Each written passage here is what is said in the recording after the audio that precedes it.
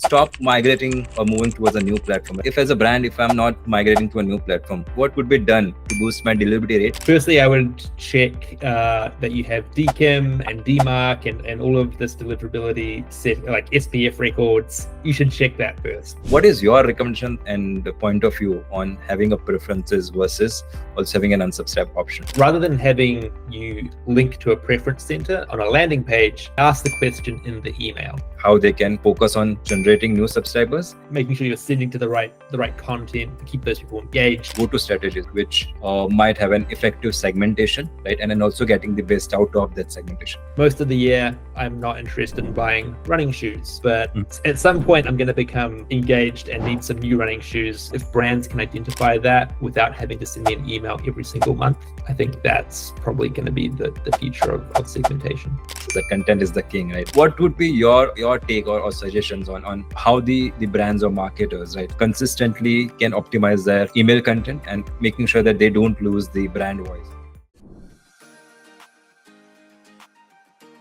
Today, we are thrilled to have the great Andrew King with us. Andrew is the mastermind behind the two big brands, Email Stack and Email Love. And he has dedicated his journey transforming email marketing with different and innovative solutions. With over a decade of experience, working in industry giants like DocuSign, Campaign Monitor, Andrew brings a unique perspective to email marketing and starting from deliverability to design. And he has helped many brands, businesses with his consultation and innovation. And we have invited Andrew today to help us tackle the biggest email marketing challenges which multiple brands and agencies are facing today around deliverability, making sure how to increase the engagements of your email and marketing automation channels, how to optimize the content to get better performance in terms of ROI, in terms of email metrics. So get ready for some good insights and valuable offerings which we will get from Andrew. Please join me in welcoming Andrew. Hey, Andrew. Thank you for having me. What a nice intro. Great. Perfect. So let me start with the biggest challenge, right? With Black Friday and Cyber Monday coming, right? The season time is nearby. Many of the brands has certain concerns about that deliverability, right?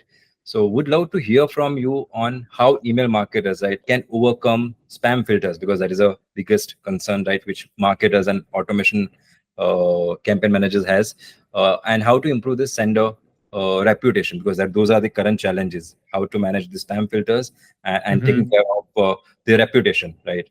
Because there are brands who are migrating from one platform to another marketing automation platform, might not be aware about the IP warming and all such issues. So what would be your recommendation? My recommendation would be to maybe hold off on migrating to any new platform right now until after Black Friday, Cyber Monday, if you can. I think now is probably one of the highest sending volumes of the year. And so you may not want to migrate to a new platform and begin warming up IPs at this point in time. What I think you should be doing is actually warming up your existing IPs and your existing volumes that you're sending. If you're planning to start sending, 2, 3, maybe 5 times per week over the Black Friday, Cyber Monday, Thanksgiving period, you don't want to suddenly start doing that that week. You want to ramp up to it gradually, and you should probably begin. Either if you have not begun already, you should begin probably late October to do that. So don't just suddenly go from 1 email per week to 5 emails per week. You need to gradually build up to that. Got it. So interesting perspective.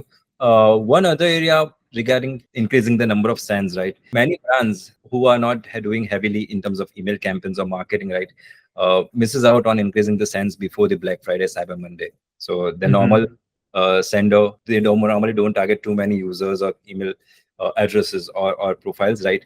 But during the Black Friday, Cyber Monday, they want to target everyone, right? And that increases the number of sends.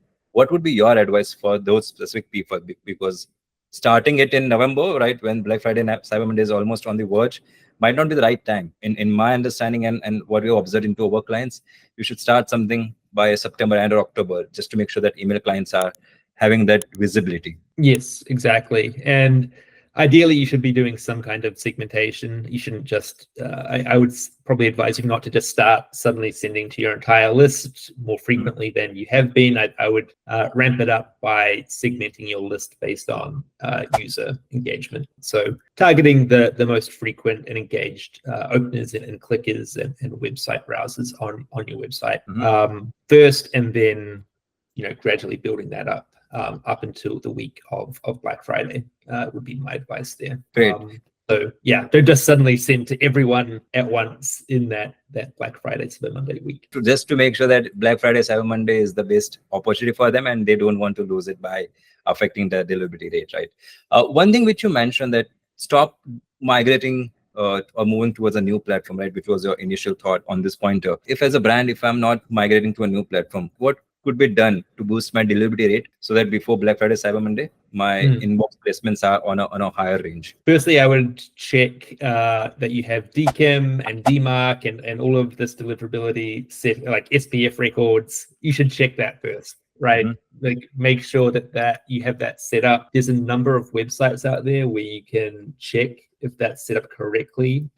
Came across a new one the other day called aboutmy.email. So that's aboutmy.email. You just plug it, you just actually send them an email from your ESP, and then it will tell you what you have set up. And that's a really, I thought that was a really great tool. It's very clear if you have set things up correctly, and they give you a little bit of guidance if you haven't. So that's probably the first thing you should do, is make sure you have those DNS records set up correctly. Yeah, the authentication is must have, bang on. But in terms of the subject lines, right, making sure that what type of things to be covered, right, there you don't add this type of words or keywords into the subject line to make sure that the spam filter catches your email, right? How we avoid that part? I mean, I personally don't worry too much about the keywords in subject lines. I think if you have a free offer and you want to include the word free in your subject line, that's fine. I think it becomes a problem if you're using your subject line as clickbait to mislead people into opening your email, and then they are disappointed when they open it, and then they are more likely to mark you as spam. I think that's when it becomes a bigger issue, right? So it's not necessarily the words that you're using or the keywords in the subject line, it's how you're using them. I wouldn't worry too much about that. I would test different subject lines. Last Black Friday, one brand, Huckberry, used an all emoji subject line. The whole subject line was just emojis. And it didn't say anything. It was just like emoji blocks in different colors. If you look at in your inbox, that really stood out. Like I was like, what is that? Like, although it didn't say anything, it got me to open, and I bet their open rate on that email was much higher than usual. Interesting approach, right? I'm not saying you should do only emoji. Yeah, by the way, I'm not saying you should only do emoji subject lines. I'm just saying test it. That you can be innovative, and it's not necessarily about. No, definitely. You should not copy one brand who has done it in past, right? You should make sure that you're innovative, right? But making sure that you are giving value to your subscriber base, right? That's the key of email marketing. Yeah. Moving away from deliverability, right? The next thing is a bigger concern with new advancements from a tech perspective in email client. How to manage the low open rates, because there is a huge debate going on that whether to rely on open rates, not to rely on open rates, what should be the metrics. But if there are brands who are facing low open rates, right, what could be your recommendations so that they are well prepared and making sure that they work on the subject lines? Yeah, so I still believe that you should look at open rates. I don't think you can disregard the metric completely because it's inflated or it's not a true number. I think directionally it gives you a good idea of how many people like week to week are opening your email. That's how I look at it. I think for my newsletter, I often get between 38 to 45% open rate, and so just directionally, I know that people are opening it, and it's a pretty good rate, even if it is inflated a little bit. And so if you have low open rates, potentially you have deliverability issues. Maybe you're going into the spam folder. So again, checking that you have all that authentication set up. And then assuming you do have authentication set up, it could be the content. I would look at do people want to receive what you're sending them? Are you just sending promotional offers in every single email? I know personally, if there's definitely brands out there that just send me 40% coupons and discount codes every week. So I would think about what kind of value-added content can you send your subscribers. And on my website, emailup.com, that's the big focus, is curating content ideas for email marketers, because you might notice on the website most of the emails aren't promotional. They're not just discount codes. It's unique and innovative ideas that you can include in the email. Like one example that I added the other day was from Phil's Coffee, and they had a pick a path. So it's just like a graphic, but it's like a really it's a really fun content idea that I've noticed a lot of brands doing recently, where it's like a diagram and you basically answer questions and follow the diagram down. So stuff like that, even if you're like a coffee shop, that kind of content, I think, will increase your open rates because it's engaging and interesting for the reader. Got it. What role the subject line would play? Because you mentioned about few strategies, right? Which a brand should implement to increase the open rate. But what role does the subject line plays, and how much important it is in terms of testing out on getting a better open rates? Because initially it was more of subject line and preview text or pre-header, but now the innovation on the email client side, you can preview the email without opening it. So how much the subject line is important now? I personally think it plays a big role, and I think it can definitely move the needle in terms of how many opens and conversions you end up getting on your email. It's kind of the gateway that determines if someone actually opens and engages with you. So it is, I think it's very influential. It's kind of like an art and a science to it, right? It's hard to know exactly what's going to work with your audience. So I think testing different ideas and different lengths, different emojis, different types of subject line is probably the way to figure out what's going to work with your audience. Again, it's not like a one size fits all solution. I can't just say like, it should be 5 words long, include 1 emoji, and be in this format. It's not quite that simple. But I would look at like what stands out. Just go to your inbox, go to like look at all the emails you receive, like what stands out to you. I definitely think, because I obviously look at a lot of emails. There's definitely certain subject lines that catch my eye more than others, and it could be the length, it could be a use of emoji, it could be certain words within it. I personally don't love the 50% off, that's it, like discount lead. I think you can get a bit more creative than that, although we're going to see a lot of that over Black Friday. So that is the least someone can expect. With nowadays 50% off and expecting a higher open rate is not possible at all, right? Exactly. You definitely need to get more creative with it. It's time to be creative. It's time to be different, right? That's where the subscribers are expecting, because they are getting a lot of emails in the inbox, the promotional ones, and the ones which are going to be stand out and different is always going to get that open and clicks, right? So great advice on that, Andrew. Other point which is also a debatable discussion right now, currently going on in the email influencer world, is how many emails are too many on this season time, right? Because there are brands who are like sending 4, 5, 6, 7 emails on Black Friday, Cyber Monday, like bombarding the subscriber base because they want to earn the revenue, and that's totally fair that you want to earn a revenue. But how many emails are too many, right, in your perspective? Because you have seen multiple brands, multiple emails, right? You have been into this industry. What is your thought process on that? It's a tricky one, because I totally get the brand perspective of wanting to be top of the inbox on that day. And the reality is, the more emails you send, if you're getting into the inbox, you're probably going to get more conversions and revenue potentially than like if you just sent 1 email, right? Like I think that's just the reality. And so I think it comes down to your segmentation strategy and removing the people that really don't want to receive that email. So like if they're not engaging, if they haven't opened in 12 months, do not hit them 2 or 3 times on Black Friday. Like I don't think that's going to work for you, and that's going to probably hurt your deliverability, if anything. So I think a lot of the ESPs now have on-site engagement metrics, like Klaviyo. I think you can segment based on like if they've been on the website. And a lot of tools will identify this. So I think it's more about looking at who's on the site, who's engaging with you, and then hitting those people more frequently than just going after everyone. Like sending 5 times to your entire list is not a good idea. And I think you're probably going to see a decrease in deliverability rates if you do that. So I think today with like the analytics and like the advanced segmentation capabilities of many of these email platforms, you should be trying to be a little bit more smart about it. So definitely, you need to make sure that you don't affect your delivery rate, because post Black Friday, Cyber Monday, there's still email marketing, right, which you need to continue, right? It's not like the end of the email marketing Right. Right. that needs to be remembered. Moving forward, right? As we talked about that, how many emails are too many emails.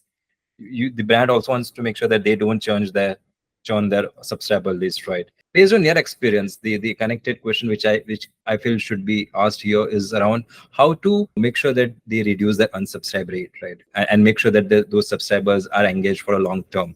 What are your strategies or suggestions for brands to make sure that they have the lesser unsubscribe rate and have better engagement from the subscriber list? Yeah, so I mean, in general, it comes down to your segmentation and content strategy. So making sure that you're not hitting people that aren't engaged with you too frequently.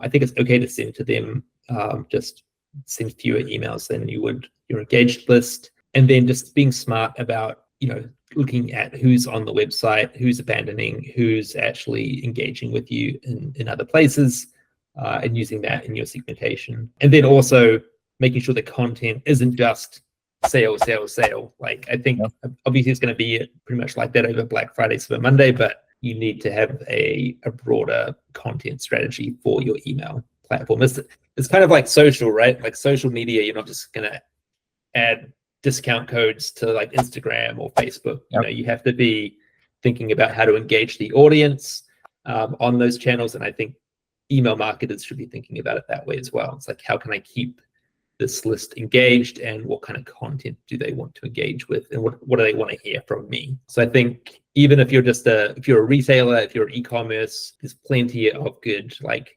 interesting content ideas to keep the engagement up. Yep, great. So definitely something for the brands to retrospect on how they are approaching the subscribers in terms of number of emails, but also making sure that they don't reach out to people who are already engaged and moving them to the churn list, right? Because they would unsubscribe at some point if they are receiving too many emails, right?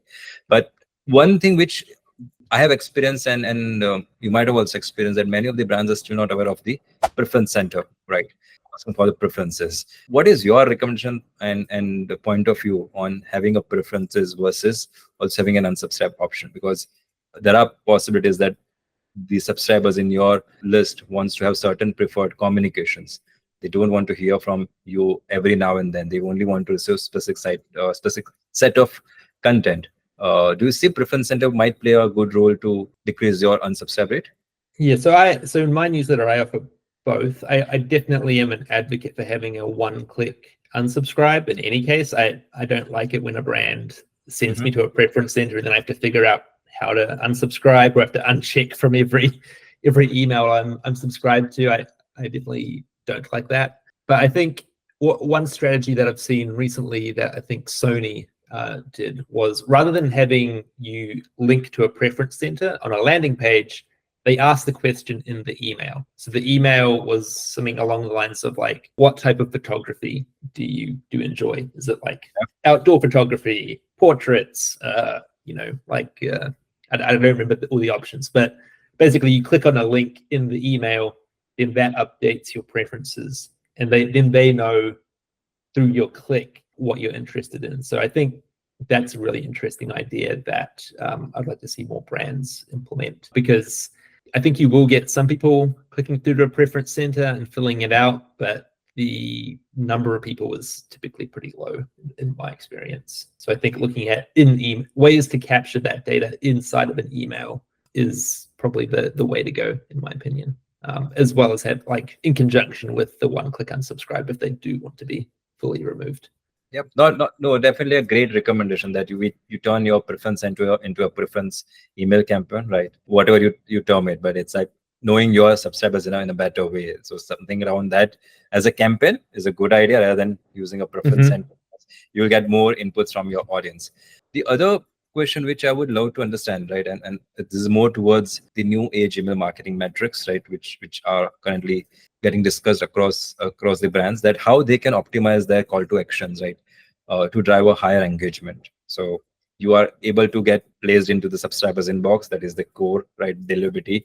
You are able to make sure that people open your emails, that is the core of your subject line and preview text. But then after doing all this thing, the ultimate game is of making sure that they click your CTAs, and that's where brands might not be aware of what strategies or thought process should be there, right? On what type of CTA should be there, where it should be there. What would be your recommendation for improving Mhm. the engagement with the call to actions? Yeah, I'm definitely an advocate of having a single customized CTA, Hmm. ideally high up in the email above the fold, ideally in a button format, and ideally saying something a little bit more interesting than shop now or learn more or something generic. I definitely on email love look for CTA examples where they have thought, what do they want the subscriber to do or the customer to do, creating a CTA that kind of directs them to do that in a creative way, I think makes a difference. I would love to take this question forward, and also would love to answer, because initially the trend was more towards that, okay, having make sure that CTA is above the fold, right? Because that should be visible. Subscribers might Mm-hmm. not scroll down to click on your cities, and then the percent of people would reduce. Do you still feel above the fold still makes a lot of sense, or it's out of the market now? I personally like it when it's above the fold, and when I see emails that are really nicely structured with like some kind of hierarchy of like a headline and like a piece of text and a button above the fold, I personally like it. Although maybe that's like legacy thinking these days, but I definitely still think that kind of format works well. Although at the same time, like with mobile devices and the way that people are reading emails, having something that is scrollable and easy just to see the multiple CTAs further down the email is also important. So not necessarily like a must-have, but yeah, I still personally like having the CTA above the fold and highly visible. So above the fold is still in the game, right? That's what you are I saying. personally think so. That's just Great. my opinion. Would love to also hear from you on the other area of outside email, right? Because brands normally focus on sending campaigns or automations, workflows, right? But many times they forget about getting new subscribers, right? Or subscriber acquisition as a strategy, right? Uh, Mm-hmm. Based on your experience, right, in the email industry so far, right? How do you approach, right, in terms of solving the challenge of growing subscriber list or subscriber acquisition, whatever you term, right? And making sure that you retain those subscribers, right? Because brands are not focusing currently on how they can increase the subscriber base, because when you send a campaign, you are always churning certain percentage of your Mm-hmm. audience. But it's Yeah. also well important to that you bring in new audience, right? New subscriber base. What is your recommendation on your, based on your experience, that how they can focus on generating new subscribers and making sure that they get the best out of it? Yeah, it's definitely important. I mean, I know even with my own email list, every time I send an email, I'm like, I'm gonna lose like a certain small percentage of those people. You need to make sure that you're adding more than you're losing. Otherwise, you're gonna have a leaky bucket. And so, yeah, part of it was like making sure you're sending to the right content to keep those people engaged, and so that you're reducing how many people you're losing. I think the other important part that you mentioned is how can you improve and increase the number of people that you're acquiring.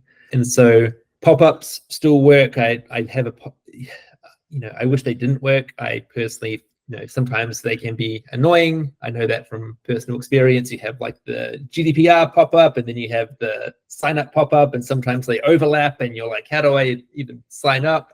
I think you need to watch stuff like that. I think what innovative companies are doing is they're looking at more interesting sign up forms that are positioned more as like a quiz or more as like asking a question and collecting data through either like an embedded form or a subtle pop-up that comes up at some point when they're browsing the website. I think that can work really well. And you can also use that data to like customize like your segments, personalize the welcome program that you send them, you can use that further down the track. So I personally think that's the future, is collecting some of this data. It's like it could be preference data, it could just be like an interesting question that you want to ask, and you collect the email address at the same time and ask them to opt into email. That's how you do it these days, is through those more innovative like pop-up forms, rather than just a sign up for get 10% off, enter your mobile phone number to get another 5% off. I think you can be more creative than that. Yeah, definitely. It could be creative because I recently came across a brand, right, where I was having a spinner wheel, then I was having a 35% Yeah. pop-up, right, and also having a loyalty program pop-up, right. So it's like you are confusing a subscriber, right? It's good to have options, but then too many options are always killing the mood and the interest of your subscribers.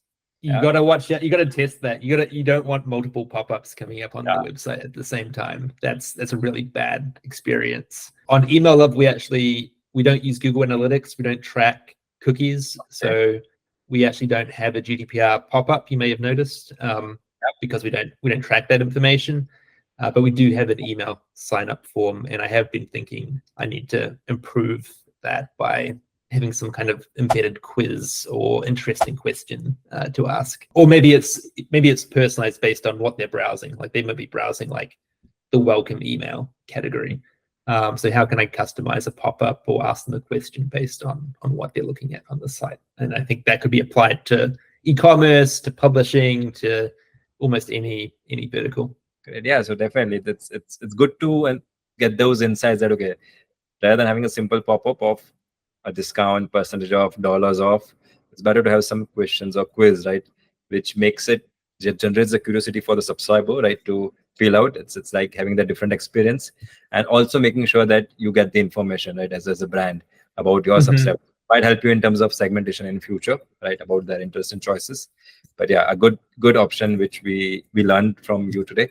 Let's move forward, right, and come to the actual picture of personalization, right. Now it's not more about having that first name or subject line personalized, right. You have been working with multiple, and you have been also consulting multiple brands, right, in past and now, right.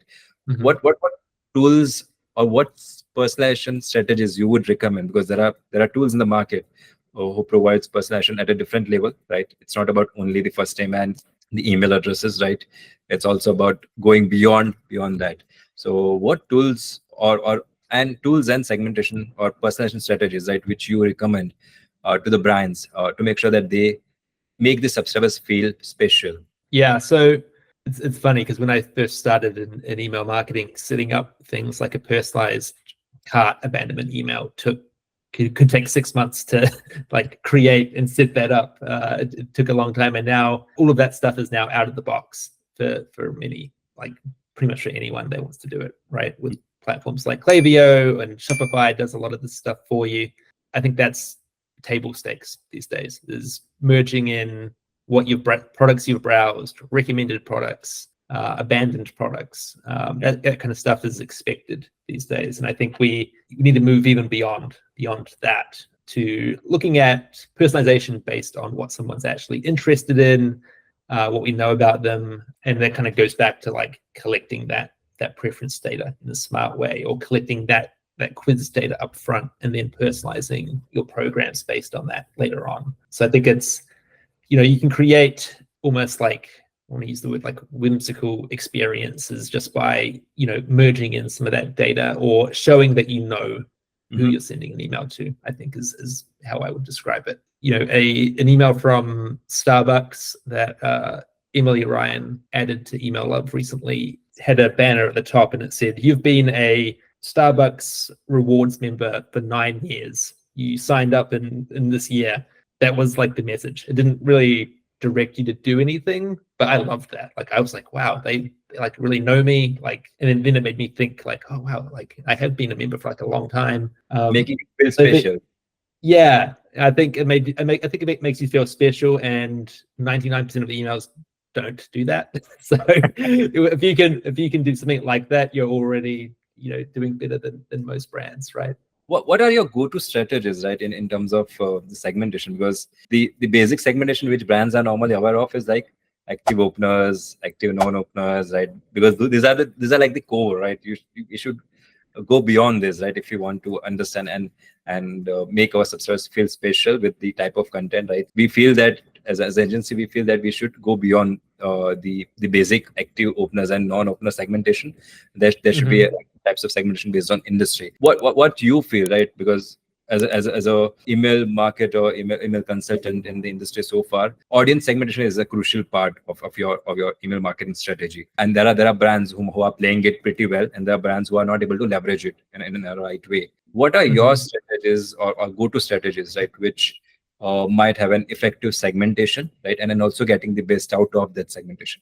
Yeah, so it's really interesting space right now because there's a lot of startups and new companies using machine learning and AI to really enhance segmentation, and it's getting super smart. I was talking to a company last week called Arita, and they can basically use machine learning to identify when someone is most likely to open and engage with your email and buy from you. And then if you're not, they remove you from the list temporarily. And they basically track your behavior in other channels on the website, and then they can bring you back into the list at the right time.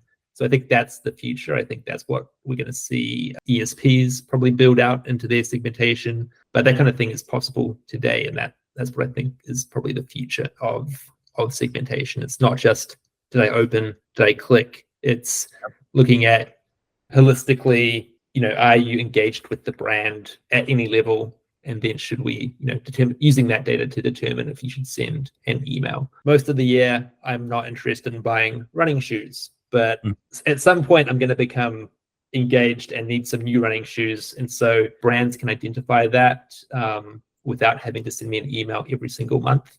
I think that's probably going to be the future of segmentation. Got it. Yep. So that's the future. And what we are learning from the clients and the prospects we are talking is, and I'm not sure how much you are inclined towards it, but email is definitely a biggest channel, right? Giving the best ROI, but email getting connected with other channels, right? Because it's a multi-channel marketing now. That's also a debate I'm sure you'll be aware of. ESP versus MAP, email service provider, getting converted to a marketing automation platform, right? So including multiple channels. So what is your belief in that? Do you see that email is not the channel which can stand on its own and need a multiple channel support, or you see as a add-on, is an helping channels, right, which can increase the overall ROI? What is your perspective? I think we're still not there. I think it still operates in a fairly siloed way for most companies out there. But I think maybe the largest brands with the biggest budget and the most advanced marketing automation capabilities are able to do it. But I think that's the top 1%. I think if you're on MailChimp, you're on Klaviyo, you're on one of these platforms, you're definitely not doing that much. You're sending an SMS, you're sending an email. Yeah. You have a separate social team that's doing what they're doing. Right now, I think it's still very, very siloed and disjointed. But I think it's kind of like what I talked about when I began my career. Sending an email was super hard. I think doing proper cross-channel marketing that's integrated and smart is super hard today. But I think machine learning and AI is probably going to change that. And I think the platforms are going to get a lot smarter with that in the coming years. But I still think it's fairly disjointed. So, but do you feel that the industry is moving towards the marketing automation platform side and moving away from the ESP one? Yeah, from what I've seen, there's definitely a move towards AI-driven multi-channel platforms rather than just email. No one's building basic MailChimp competitor. No one's really building just an email platform. They're building a multi-channel, marketing automation platform. I don't think you're going to see anyone saying hey, send email. It's the only thing you can do with this platform these days. I don't think anyone wants that. Or if they do, there's already hundreds of platforms that do that today. Yeah, totally. Great. The last thing which I would like to hear from you is regarding the content, because everything boils down to content, right? You have the greatest deliverability rate, the best open rate, the best click-through rate, right? But what's there in the email, the actual content, right? That's what the information the subscriber is looking forward to, and that's why I say that content is the king, right? Be it in email or outside email. What would be your take or suggestions on how the brands or marketers, right, consistently can optimize their email content, right, and making sure that they don't lose the brand voice, because they want to make sure that their brand voice is also intact and also optimize and experiment in the content side in email. What is your take in that? Yeah, so typically these brands are already creating a lot of content, whether it's for social or for their blog or for various other channels, right? So I would look to that. If you're an email marketer and you're stuck with what to create for your email, simply look at the blog, look at what your social team is doing. That might give you a good idea of what types of content resonate with your audience, or even looking at like what are the top Facebook or Instagram posts for your company. Maybe that exact piece of content doesn't work or translate to email, but you could probably take some inspiration from it and create something similar for your email campaign. So I think that would be the first step. And then building out a content calendar, looking at things like the upcoming holidays, planning it all out, and building up that repository so that you're not like on the hamster wheel constantly trying to think of like the next content idea for your newsletter or for your email. I think that's probably the way to do it. And then looking at emaillove.com, we obviously try to focus on interesting and engaging content ideas. That's what I would recommend doing, is taking a look at our website and you can actually create a collection, and you can save those ideas in your own profile if you want to as well. But yeah, I think again, like you said, it's super important, and you can't just be sending a 10% discount or a 20% discount every single week. You need to be doing something a little bit more advanced than that these days. Got it. Yeah, because we at Mavelers also face similar challenges with the brands, right, who are using ChatGPT or just taking the content from their website, creating a campaign, and then sharing it across, but not having much value for the subscribers, right? So something which the brand should definitely hear out your advice, right, on making sure that how they can club both their brand voice and also the content which they're planning for the subscriber base. Great. As you are here, right, we'd also love to take the opportunity to ask a bonus question, right? Sure. And again, you referred about and talked about AI, and everyone is talking about AI, right? Mm-hmm. How you think AI is changing the email marketing domain, right? Because it has changed different industries, right? Not only email marketing or marketing channel, but it has also changed multiple industries so far. What is your take in about AI, and how it is going to influence the email marketers, upcoming email marketers, existing email marketers? Because there are platforms, right, who are moving towards that AI and machine learning, Mm-hmm. uh, coming out with ideas and suggestions around creating segmentation based on AI. You just run a prompt and you have a segmentation. You just run a Mm-hmm. prompt and you have a journey created, right? Or a workflow created, right? Is it there to help email marketers, or it is a boon, or it is a curse? What is your perspective? Yeah. Yeah, so I think of it as like the Industrial Revolution, where it's going to be like a little bit painful for some people. Some people may lose a job because of AI, but I think ultimately the jobs in email marketing and in the marketing space will evolve rather than disappear. I don't see AI completely taking over marketing and email marketing. I think email marketers will still be there to basically use AI to enhance their programs and basically I think it's going to make us a lot better at what we're currently doing and what we've been trying to do with email for a long time, in terms of segmentation, in terms of personalizing emails. All of that I think can be enhanced with AI.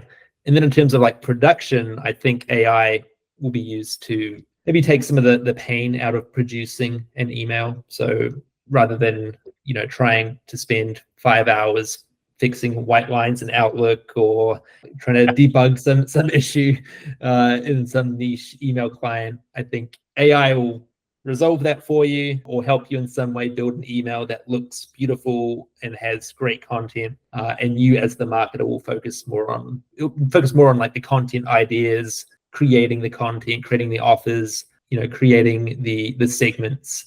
I think the marketer will be driving that rather than focusing on some of the more painful production that that we had to deal with in the past. Yes, totally aligned with your point of view, because you have been also part of the that part of the world who was focusing on making sure that emails are perfect, right? Rendering perfectly, Mhm. identifying bug is in the code, right? If it's not rendering perfectly in the Outlook, and now with AI, you don't need to spend time, right?